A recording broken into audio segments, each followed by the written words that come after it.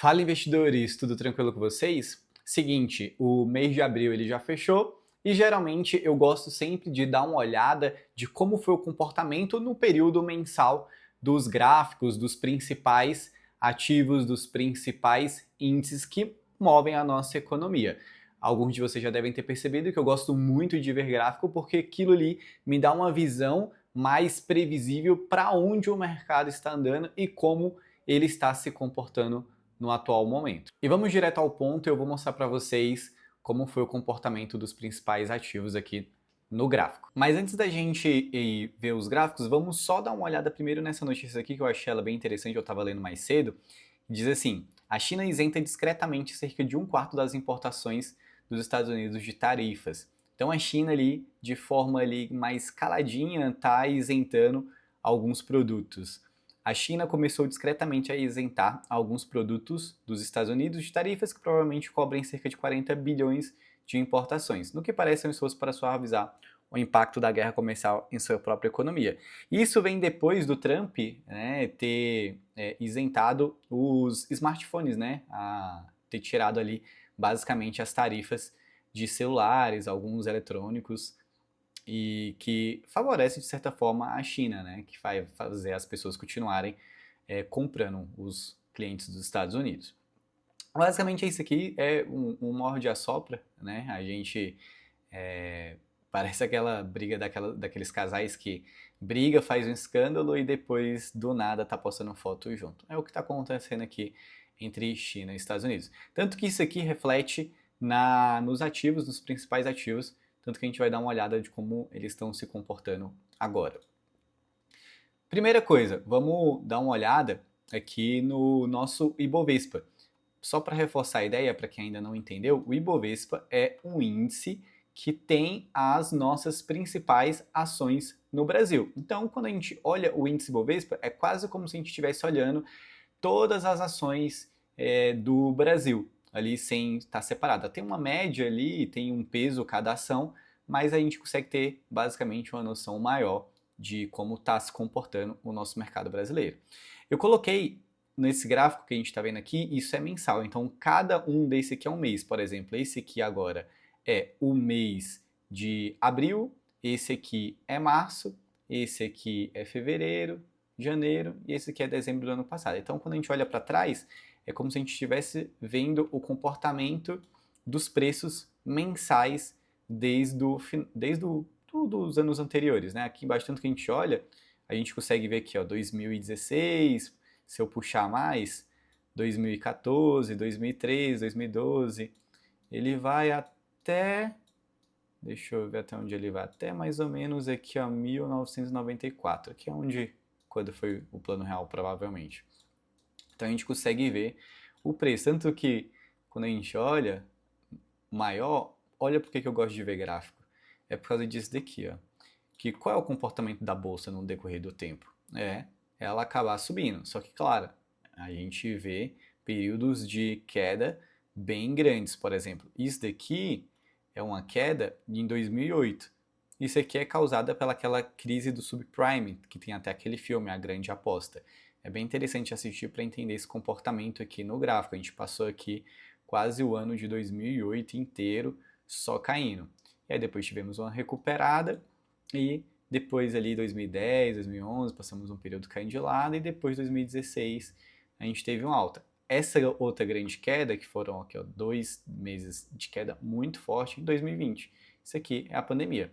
Tanto que eu gosto muito de ver gráfico por causa disso, porque a gente consegue ver comportamentos do preço real. Eu gosto muito de ver fundamento da empresa, fundamento de algumas outras coisas, mas o preço do gráfico, ele não nega porque ele é ao vivo, ele é o comportamento ali sendo registrado conforme as pessoas vão comprando ou vendendo os ativos. Então, a gente consegue ter uma noção muito maior. Tanto que desde a pandemia a gente não voltou mais naquele fundo, a gente vem fazendo alguns fundos mais altos. E será que a gente vai continuar subindo isso daqui para cá, para 160 mil pontos?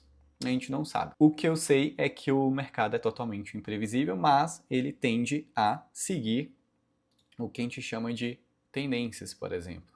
Então, enfim, O que importa aqui pra gente é o quê? No mês de abril, a gente teve uma alta aí de 3,69%. Isso você vai conseguir olhar bem aqui, ó, tá vendo?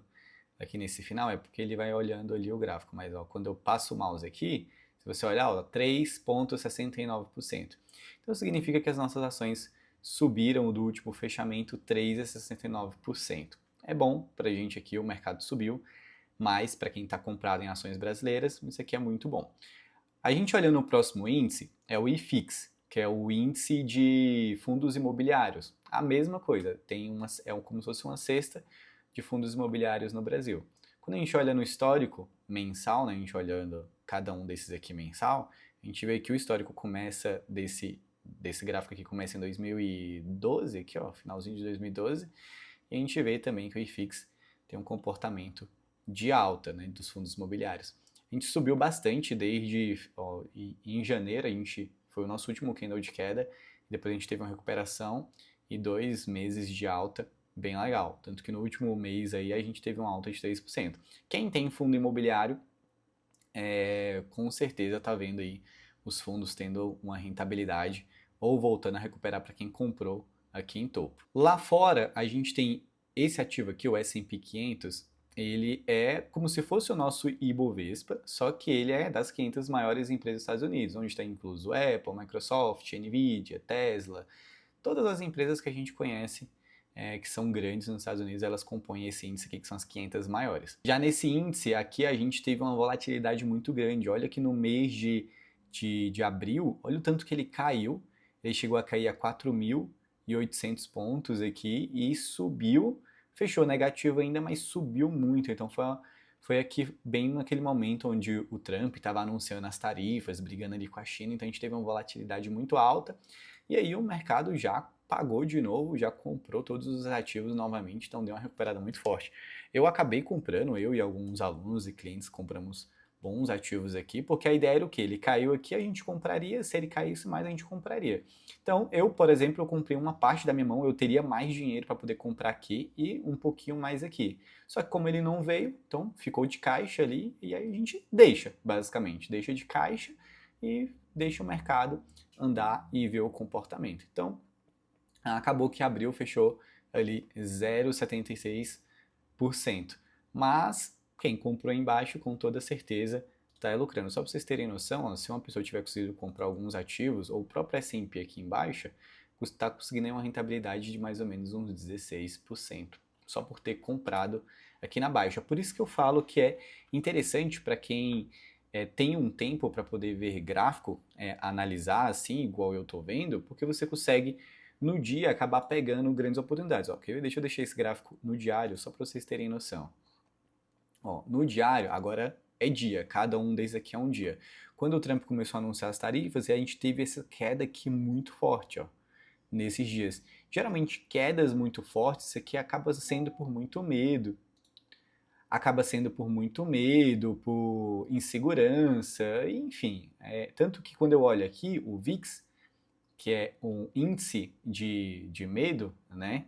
A gente consegue ver que a gente teve aqui, ó, em abril, ó, 7, a gente bateu máximas aqui, ó, momentos de medo. Então isso significa que é uma alta volatilidade nos ativos. E agora já passou a onda e equilibrou. Então geralmente sempre em momentos que esse VIX dá uns picos muito alto, assim, são momentos que eu fico mais alerta para poder dar uma olhada que acaba gerando algumas oportunidades. Quer ver? Se eu colocar ele no gráfico mensal, cada um desse aqui ser um mês, olha só, aí a gente consegue ver o comportamento aqui, ó. Em abril, muito alto, a última vez tinha sido agosto de 2024, aí depois aqui, ó, em 2 de março de 2020, que é na pandemia, onde ele bateu máximas mesmo, que a gente tanto que não teve nenhum momento desse depois tão alto quanto na pandemia. A volatilidade extremamente alta aqui, a galera com medo, achando que o mundo ia acabar, ia morrer todo mundo, enfim. Então gerou uma volatilidade muito alta. Então, nesses momentos aqui, eu acho interessante ver esses ativos, tanto que o mercado agora ele está se comportando mais de forma tranquila, né? Não tem nada acontecendo, tanto que o VIX aqui está mais baixinho, aqui em 22, sem muita euforia, sem muita emoção. A gente olhando aqui o Nasdaq 100, que é esse ativo aqui, ele é as 100 maiores empresas de tecnologia dos Estados Unidos. Ele é focado só no setor de tecnologia. E aí, ele também teve uma recuperada, isso aqui está em diário, deixa eu colocar ele mensal. Mas ele se comportou basicamente igual o S&P 500 ali, só que ele ainda fechou com um pouquinho mais de alta, com 1,52. Ele teve uma queda muito forte e acabou caindo. Quando a gente olha aqui o Bitcoin foi um ativo que performou muito bem esse último mês. Ele foi um dos que mais performou, quase 15%, aí 14,11% de alta. A gente teve um topo do Bitcoin, uma queda. Mesmo com essas notícias que o Trump estava fazendo, ele se comportou muito bem. Teve uma alta bem legal e nesse mês ele já está subindo aí, dia 1 e 2, né? 3,70%. Será que ele vai romper a última máxima? Como eu sempre digo, eu não sei, mas eu espero que sim. Eu estou comprado, eu comprei um pouquinho aqui. Na verdade, eu compro Bitcoin já há alguns anos, então a tendência dele é de alta. Só por curiosidade, para vocês verem, o Bitcoin é um dos ativos que mais subiu nos últimos anos, assim, exponencialmente, muito mesmo. Tanto que se eu pegar aqui, ó, vamos pegar só da época aqui da pandemia aqui, mais ou menos aqui, ó, 2020 aqui, ó, esse fundo aqui. Só da pandemia, porque senão vocês vão ficar loucos. Desde a pandemia, o ativo subiu mais de 1.600%. O cálculo seria mais ou menos assim, ó. Se você tivesse investido R$1.000 mais 1.600%, você teria ganhado R$16.000, ou teria ficado no final com 17 mil, que é os R$1.000, só por ter investido R$1.000 em Bitcoin. Por isso que as porcentagens são muito grandes, muito grandes mesmo. Aí aqui é proporcional, se a pessoa tivesse investido 10 mil, ela teria 170 mil. Se ela tivesse investido 100 mil, ela teria 1.700.000 reais. Então, é umas proporcionalidades gigantescas. Não sei, eu comecei a comprar Bitcoin aqui na pandemia e tal, mas eu sempre realizava lucro, assim, eu demorei um pouco a entender que esse ativo era um ativo para levar para longo prazo, mas é porque também eu fazia uns bons lucros, eu vendia, ia fazer algumas outras coisas, arrumar minha vida, melhorar minha vida financeira e colocar em ativos mais seguros. Mas aí hoje em dia, desde ano passado, basicamente aí 2024, eu estou comprando agora somente para o longo prazo. E para a gente ver aqui também o preço do dólar, o dólar também teve uma volatilidade muito grande no último mês, mas a princípio ele está caindo desde o último topo. Atualmente o dólar, nesse exato momento que eu estou gravando o vídeo, está R$ 5,63. O euro, ele deu uma alta no último mês, ele está custando aí R$ 6,40 mais ou menos. Ainda é um pouco abaixo do último topo de R$ 7, mas a tendência que a gente vê desses ativos é de alta, né? Tanto do euro quanto do dólar. Por isso que eu sempre falo para a galera, para os meus clientes, assim, quando você olha o comportamento do dólar, desde sempre, a tendência é de alta. Então, vai ser normal, daqui um dia a gente vê o dólar já passou aqui de R$ 6 umas 2 vezes, então não vai ser algo assim muito extraordinário. Ano que vem, daqui 2 anos, a gente vê o dólar provavelmente em R$ 6, 6, 7, a tendência é ele aumentar, a não ser que o Brasil consiga melhorar muito bem tanto nossas políticas quanto a parte empreendedora, a parte de negócio para melhorar de verdade o Brasil. E aqui, para a gente ir finalizando, a gente tem o Brent, né, que é o petróleo. O preço do petróleo caiu bastante nesse último mês, cerca de 18%, tanto que isso reflete bem direto no preço da Petrobras. Quando a gente olha aqui, esse aqui é o gráfico da Petrobras, das ações, está caindo bastante, porque interfere diretamente nos lucros da empresa. É ruim para quem tem investido na Petrobras, mas para a gente, pelo menos consumidor, é um pouco bom, que isso aqui tende a baixar o preço da gasolina, e aí aquele efeito bola de neve, né? Se o preço da gasolina baixa, o preço do frete abaixa, o preço do frete abaixa, o preço do produto final para o consumidor, ele acaba baixando. Então, eu, de certa forma, até prefiro que ele abaixe mesmo, queria até que abaixasse mais, para a gente conseguir ter preços melhores, né, no final ali no mercado. E, querendo ou não, isso também é bom para o consumidor final, a pessoa que não investe, ela não entende, pelo menos isso aqui ajuda ela um pouquinho a mais. Esse outro ativo aqui é o preço do ouro, né? É um ETF de ouro, inclusive, que você pode comprar ele. O ETF ele subiu 5,44 no último mês e a tendência dele está bem de alta. Assim, os ETFs de ouro subiram bastante desde do começo do ano ali, 2024, desde que o Trump ganhou.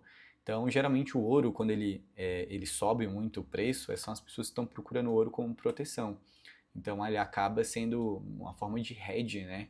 Para a pessoa conseguir proteger o seu patrimônio. Enquanto às vezes algumas ações estão caindo, o preço do ouro está subindo. Esse aqui, por curiosidade também, é a prata. Geralmente é um outro ativo que também costuma subir, é menos, mas enfim, só para vocês terem uma curiosidade de olhar. A gente teve uma quedinha desde o último topo, mas também está seguindo aí uma tendência de alta. Então é isso, pessoal. Basicamente, esses são os principais ativos que eu gosto de tá dando uma olhada, porque são ativos que eu invisto e são ativos que movem realmente a economia. Então, se você quiser aprender mais ou se tiver ficado alguma dúvida, deixa aqui no comentário que nos próximos vídeos eu vou gravando mais detalhadamente. Espero que de alguma forma eu tenha te ajudado nesse vídeo. Se você tiver gostado, clica aqui no coraçãozinho e clica também em se inscrever para eu continuar trazendo mais vídeos gratuitos como esse, beleza? A gente se vê no próximo vídeo.